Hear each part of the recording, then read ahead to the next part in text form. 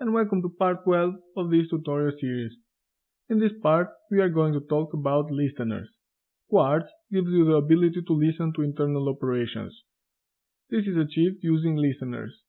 There are three types of listeners: trigger listeners, job listeners, and schedule listeners. Trigger listener gives you information about trigger-related events like trigger firings, trigger misfirings, etc. The job listener provides information about jobs about to be executed and jobs that are executed.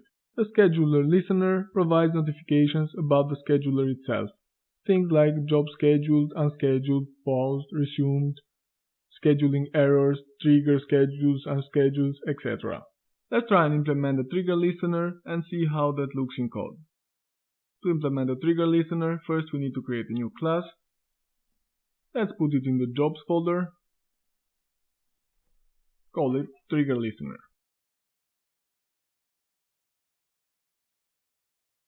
The class has to implement the interface iTriggerListener,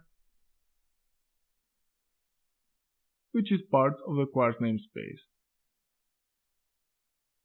Now let's implement the namespace.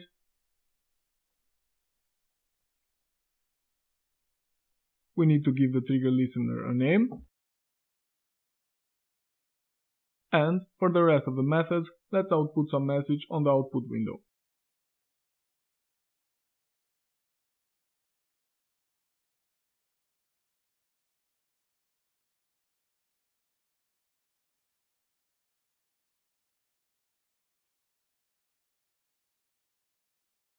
Once we have created the trigger listener, let's register it with our scheduler.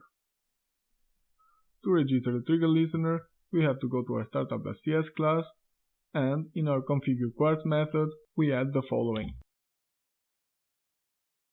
This will add a trigger listener to our listener manager. If you want your trigger listener to be executed only for some specific triggers, then you could use a query as a second parameter. For example, if we want our listener to only work on some specific group, we can do the following.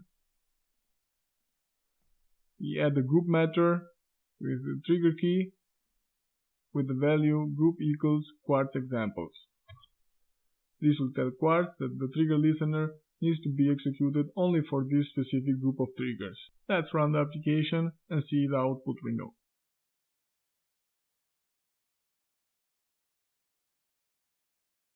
We see that the output window contains trigger fired, trigger complete, trigger fired, trigger complete. Trigger fire is called before the job is executed, and trigger complete is called after the job has been executed. We can implement the job listener the same as we did the trigger listener, only the interface we need to implement is iJobListener. Let's create a new class called JobListener.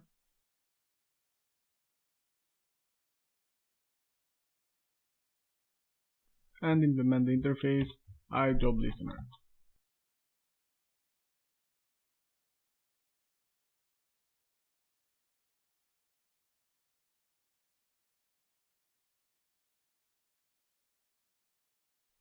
We need to give it a name, same as our trigger listener.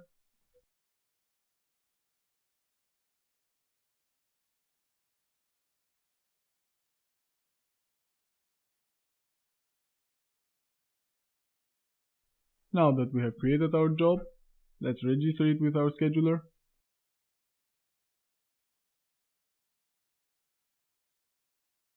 Let's run the app. And trigger the job. We can see that the messages are being outputted to the output window. We implement the schedule listener the same way we did job and trigger listener. The schedule listener has to implement the iSchedulerListener. Let's go ahead and create a new class called SchedulerListener. And let's implement the interface iSchedulerListener.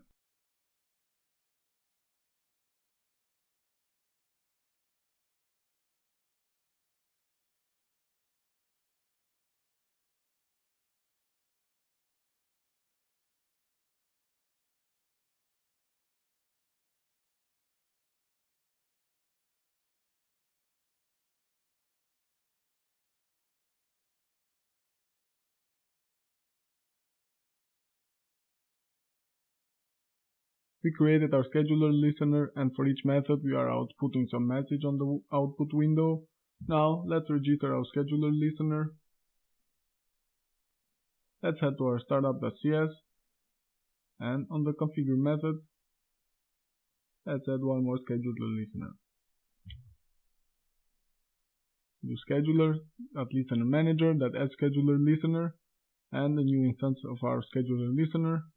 Let's run the application, and as we can see, the messages are being printed to the output window. Job added, simple job, job scheduled, simple job with test trigger. These are messages from our schedule listener. That's all on listeners. They are a very powerful tool which you can use to react based on your background job. You can use them to get notified when jobs fail, create statistics based on your execution time, create real-time application to see the jobs and their status on some dashboard, etc. The possibilities are limitless.